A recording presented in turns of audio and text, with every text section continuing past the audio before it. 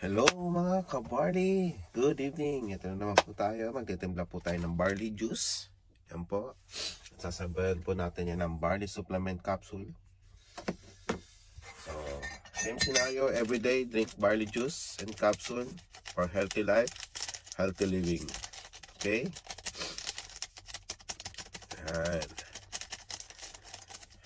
Mausok-usok pa. Pausok pa ang barley juice. So, syempre, tubig. Simple lang po, minom ng barley juice. Yan. Lahati lang. Kasi, lalagay tayo ng ice. Yan. Tapos natin, haluin muna natin. Kailangan natin siyang i-dissolve.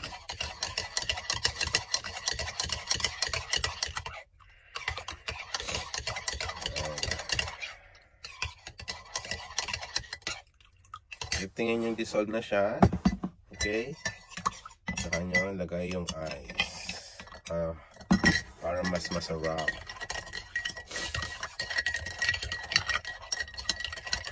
Halo-haloin lang natin mga brad.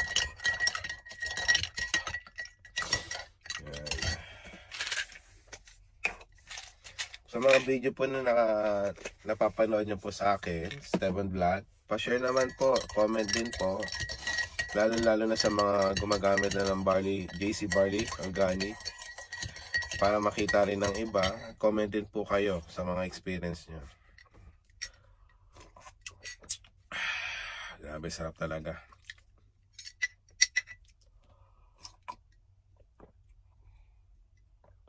Ang barley po is isang damo.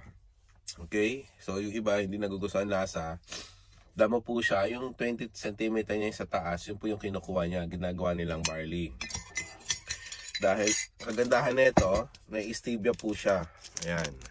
So ang stevia po naman niya is yung nagpapatamis sa barley. Ano rin po siya, natural din po siya. So kasi yung iba hindi nagugustuhan yung lasa.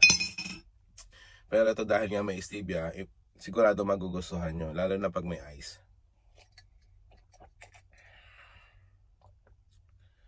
Mas okay naman to kaysa lagi kayong umiinom ng gamot. Yung mga gamot na binibigay may lasa, mas mahirap inumin yun. Which is ito, is juice lang naman. Tsaka yung capsule niya, yung food supplement, wala rin lasa yan pag ininom mo. Walang iiwang hindi magandang lasa.